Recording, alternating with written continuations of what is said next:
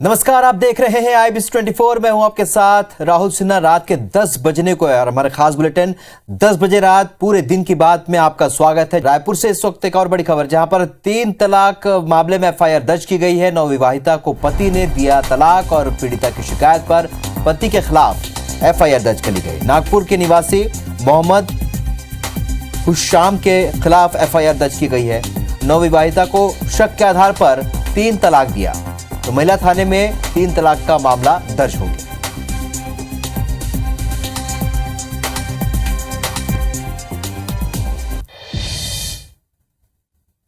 चलिए अब शुरू करते खबरों का सिलसिला और जबलपुर से खबर है, जहां पर आज कमलनाथ ने नर्मदा पूजन कर कांग्रेस के धर्म और उत्सव प्रकोष्ठ के महाधिवेशन का शुभारंभ किया। इस रिपोर्ट में देखिए।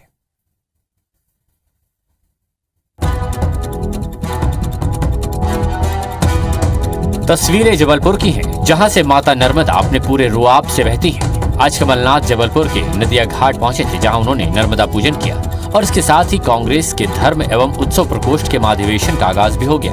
मौका धार्मिक था, लेकिन कार्यक्रम एक राजनीतिक दल का था। ऐसे में राजनीतिक बयानबाजी कैसे नहीं होती। कमलनाथ ने भी कुछ ऐसा ही किया। कमलनाथ ने बीजेपी पर निशाना साधा। उन्होंने कहा कि धर्म का ठेका बीजेपी ने नहीं लिया है। हम धार्मिक हैं, लेकिन पब्लिसिटी नहीं करते। बीजेपी ने कोई ठेका नहीं लिया धर्म का। हमारी धार्मिक भावनाएं हैं, पर हम अपनी धार्मिक भावनाएं मंच पर नहीं लाते, उसको राजनीतिक मुद्दा नहीं बनाते। बात जब धर्म के ठेके की हो तो बीजेपी कांग्रेस से कैसे पीछे रह सकती थी। बीजेपी विधायक अशोक रोहाणी का कहना है कि चुनाव देखकर कांग्रेस ने धर्म का दामन थामा है। चुनाव को देखकर ही ये सब इतनी सक्रियता देखी जा रही है और ये इस तरीके से व्यक्त कर रहे हैं कि हम भी अब धार्मिक हो गए। नर्मदा शिव भक्ति पर मध्य प्रदेश गौ संवर्धन बोर्ड के उपाध्यक्ष स्वामी अखिलेश्वरानंद गिरी ने तंज कसा है। मैं एक एक नस नाड़ी से परिचित हूँ। चुनाव जीतना उनको आता है, इसलिए अब उनको लग रहा है कि ये वाला राग निकालना चाहिए, नर्मदा का डमरू घुमाना चाहिए, शंकर का डमरू घुमाना चाहिए। कुल मिलाकर कांग्रेस बीजेपी दोनों ही धर्म को चुनावी हथियार बनाते दिख रही हैं। देखना होगा कौन किसे मात देता है।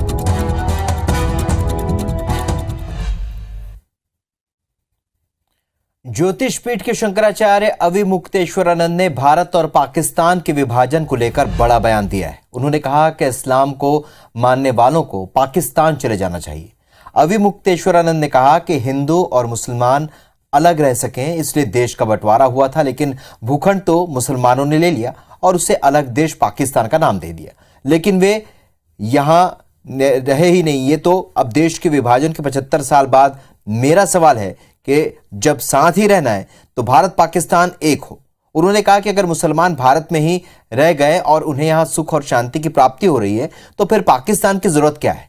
साथ ही शंकराचार्य अविमुक्तेश्वरानंद ने कहा कि चमत्कार दिखाने वाले जोशी मत जाएं और वहां धसकती जमीन को रोककर चमत्कार करके दिखाएं। शंकराचार्य ने धर्मांतरण को लेकर कहा कि धर्मांतरण कराने वाले और धर्मांतरण का विरोध करने वाले दोनों ही राजनीतिक कारण से ऐसा कर रहे हैं।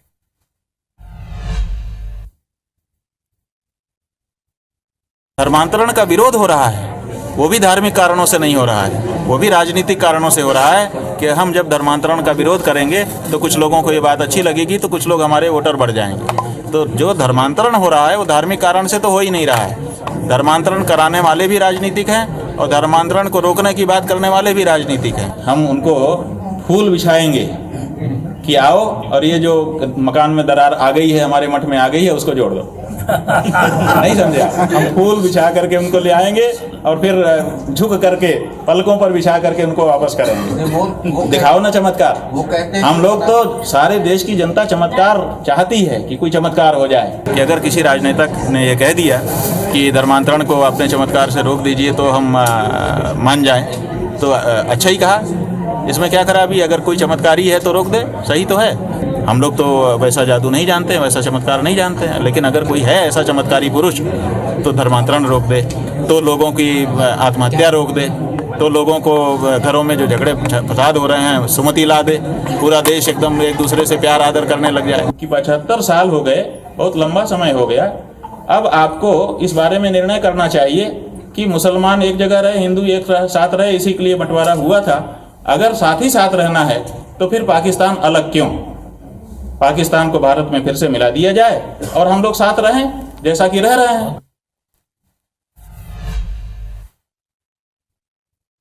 कभी हाथ से हाथ मिलाकर चलने वाले दोस्त एक दूसरे के सियासी दुश्मन बन गए। बात ज्योतिरादित्य सिंधिया और कमलनाथ की कर रहे हैं, इनके बीच जमकर जुबानी जंग देखने को मिल रही। जैसे जैसे एमपी में चुनाव नजदीक आते जा रहे हैं, वैसे वैसे सियासी तापमान भी बढ़ता जा रहा है। आज का दिन कमलनाथ के एक बयान पर पलटवार का दिन साबित हुआ। कमलनाथ ने सिंधिया पर तोप की संज्ञा के सहारे हमला किया था, जिस पर सिंधिया ने ट्वीट कर कमलनाथ के तोप वाले बयान पर निशाना साधा। सिंधिया ने 15 महीने की तोप सरकार में तबादला उद्योग, वादा खिलाफी, भ्रष्टाचार और माफिया राज रहा। कमलनाथ जी अच्छा है, आपकी इस तोप की परिभाषा में मैं फिट नहीं हुआ। वहीं कमलनाथ के बयान पर पंचायत एवं ग्रामीण विकास मंत्री महेंद्र सिसोदिया ने भी पलटवार किया। सिसोदिया ने कहा कि कमलनाथ सही कह रहे हैं, ज्योतिरादित्य सिंधिया तोप नहीं बल्कि मिसाइल हैं। कमलनाथ जी ने जो कहा है कि सिंधिया जी तोप नहीं है, वो बिल्कुल सही कहा है। सिंधिया जी तोप नहीं, सिंधिया जी मिसाइल है। कांग्रेस में पहले बड़े बड़े तोप थे, तो मैंने कहा बड़े बड़े तोप होंगे, मुझे कोई तोप की जरूरत नहीं है। पर ये बात सही भी है, अगर वो कांग्रेस में नहीं है तो नहीं है। बहरहाल आरोपों के बीच ये भी सच है कि अब 2023 में सिंधिया की मिसाइल बीजेपी को जीत दिलाने के लिए अग्रसर है।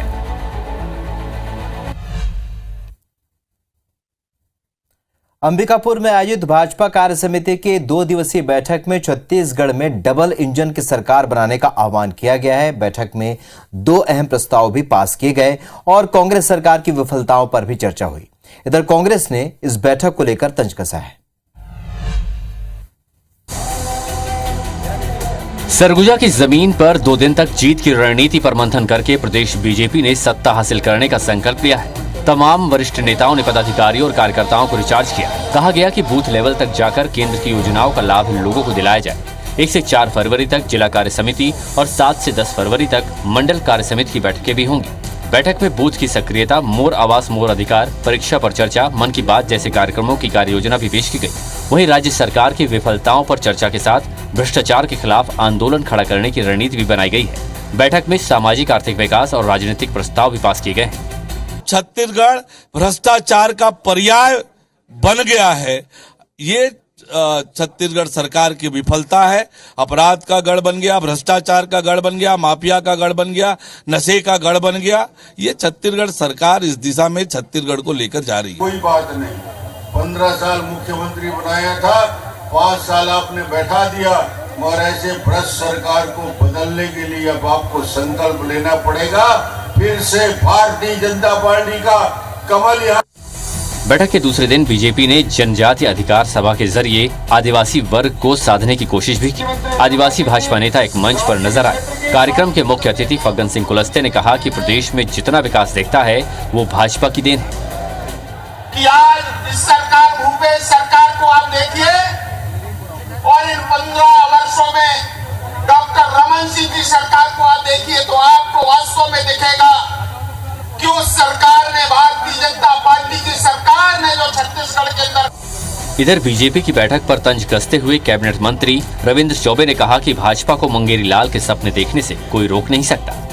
अब भाजपा मुंगेरी लाल के सपने देखने से कोई रोक तो नहीं सकता कि अगली बार कांग्रेस की सरकार बनेगी, 3/4 से भी अधिक बहुमत की सरकार बनेगी। मैं तो कहता हूं इस बार 71 की सरकार, अगले बार 75 की सरकार। बहरहाल सरगुजा संभाग जहां पिछले चुनाव में सुपड़ा साफ हो गया था, वहीं से बीजेपी ने सत्ता की तलाश शुरू कर दी है। जीत के रोड मैप का ये प्लान क्या रंग लाएगा और कांग्रेस इसका क्या तोड़ निकालेगी, ये देखना होगा। अंबिकापुर से अभिषेक सोनी के साथ राजेश मिश्रा, IBC 24। पूर्व सीएम कमलनाथ और पूर्व मंत्री गौरीशंकर बिसेन के बीच एक बार फिर से बयानों की जंग देखने को मिल रही है। पूरा मामला क्या है, इस रिपोर्ट में देखिए। पूर्व मंत्री गौरीशंकर बिसेन अपने बयानों के लिए सुर्खियों में रहते हैं। वो अक्सर ऐसे बयान देते हैं जो काफी दिलचस्प होते हैं। गौरीशंकर बिसेन महाकौशल इलाके में बीजेपी का बड़ा चेहरा है। कमलनाथ का कार्यक्षेत्र भी महाकौशल ही है। ऐसे में कमलनाथ और गौरीशंकर बिसेन के बीच हमेशा से बयानबाजी का दौर चलता है और ऐसा एक बार फिर से हुआ है। कमलनाथ ने गौरीशंकर बिसेन की एक इच्छा का स्वागत किया है। दरअसल गौरीशंकर बिसेन ने छिंदवाड़ा से चुनाव लड़ने की इच्छा जताई थी। सुनिए कमलनाथ ने क्या कहा। 7 महीने पहले उनको महाकौशल याद आया है, चुनाव के पहले ये चुनावी नाटक नौटंकी है, विकास यात्रा फ्रॉड यात्रा है और ये जनता का ध्यान मोड़ना, जनता को गुमराह करना। और इसके साथ ही कमलनाथ ने गौरीशंकर बिसेन पर तंज कसते हुए कहा है कि बिसेन को बीजेपी बालाघाट से नहीं दे रही, इसीलिए वो भागकर छिंदवाड़ा आना चाह रहे हैं। बहरहाल अब देखना होगा कि गौरीशंकर बिसेन वास्तविकता में छिंदवाड़ा से चुनाव लड़ते हैं नहीं। छत्तीसगढ़ की राजधानी रायपुर के शहीद वीर नारायण सिंह अंतर्राष्ट्रीय क्रिकेट स्टेडियम में शनिवार को एक और ऐतिहासिक मैच खेला गया। यह पहली बार एक दिवसीय अंतर्राष्ट्रीय क्रिकेट मैच का आयोजन हुआ। भारत न्यूजीलैंड के बीच खेले गए इस मुकाबले में भारत ने शानदार जीत दर्ज की, तो वहीं रायपुर के क्रिकेट दीवाने अलग ही मस्ती में नजर आए। आज रायपुर के शहीद वीर नारायण स्टेडियम में एक ऐतिहासिक मैच खेला गया। पहली बार जो है रायपुर में कोई इंटरनेशनल मैच हुआ और छत्तीसगढ़ और रायपुरियन जो है पहली इंटरनेशनल मैच के गवाह बने हैं। और टीम इंडिया ने आज जो है न्यूजीलैंड को 8 विकेट से हराकर सीरीज पर भी कब्जा कर लिया है। मेरे साथ मैच देखने आए कुछ लोग भी हैं। कैसा लगा आपको आज का मैच देखकर? नहीं, हमें बहुत अच्छा लगा। बहुत एक्साइटिंग मैच था। पूरे टाइम पूरा जोश बना हुआ था। It was very good match. Everybody played very well. सबसे अच्छी बल्लेबाजी आपको किसकी लगी? क्योंकि रोहित शर्मा ही चले तो बट ऑब्वियस रोहित शर्मा। और कौन सा आपको खिलाड़ी लगा जो बहुत शानदार खेला? कोहली अच्छा खेला इसमें। कोहली ने बहुत शानदार गेम किया। भले कम खेले वो, लेकिन अपने बैटिंग पूरी। रायपुर में पहला अंतर्राष्ट्रीय मैच हुआ, कैसा लग रहा है आपको? बहुत बहुत मजा आया। लेजर शो भी बहुत अच्छा था। Thank you. कैसा लगा आपको आज का मैच? क्योंकि पहला अंतर्राष्ट्रीय मैच हुआ रायपुर में, कैसा लग रहा? जैसा हम लोगों को उम्मीद था कि एक रोमांचक मैच होगा और बहुत हाई स्कोरिंग गेम होगा, लेकिन इस प्रकार से नहीं हुआ। और टीम इंडिया बहुत शानदार खेली, बॉलिंग बहुत अच्छा रहा। उसके बाद तो बैटिंग में समझ में आ गया था कि मैच जीतेंगे और मैच एक तरफा रहा। और भी कुछ लोग हैं, उनसे पूछते हैं कैसा लगा पहला अंतर्राष्ट्रीय मैच रायपुर छत्तीसगढ़ में हुआ, कैसा फील? बहुत ही अच्छी फीलिंग थी। अरेंजमेंट्स अच्छी थी। लास्ट में जो लाइट शो हुआ वो भी बहुत मज़ा आया और इंडिया टीम जीती, अच्छा लगा हमें। विराट रोहित आए हुए थे, कैसा लगा उनको देखकर? विराट कोहली को देख के एकदम होश उड़ गया था। मतलब बहुत अच्छा लगा ऐसे प्ले करते हुए देख के। बहुत ही ज़्यादा मज़ा आया और लाइट शो भी बहुत अच्छा था। अच्छा, हार्दिक पांड्या भी आज आए हुए थे। हार्दिक पांड्या पे काफ़ी देर तक आपकी निगाहें थी, कैसा लगा? बहुत बढ़िया मैच लगा। ये मेरा पहला मैच था यहाँ देखने, मज़ा आ गया। आज पहला जो अंतर्राष्ट्रीय मैच जो है रायपुर में खेला गया, कैसा लगा आपको? बहुत अच्छा लगा, बहुत मज़ा आया। बॉलिंग बहुत बढ़िया हुई इंडियन टीम की और वैसे तो हमारी रायपुर की बॉलिंग ही पीछे है, लेकिन मज़ा आ गया मैच देख के। तो सुना आपने, रायपुरियंस जो है वो मैच के बाद जो है बहुत खुश हैं क्योंकि पहला अंतर्राष्ट्रीय मैच जो है रायपुर में हुआ और टीम इंडिया आज मैच भी जीती और वो सीरीज भी जीती है। कैमरा पर्सन संजीव के साथ विशाल श्रीवास्तव, IBC 24।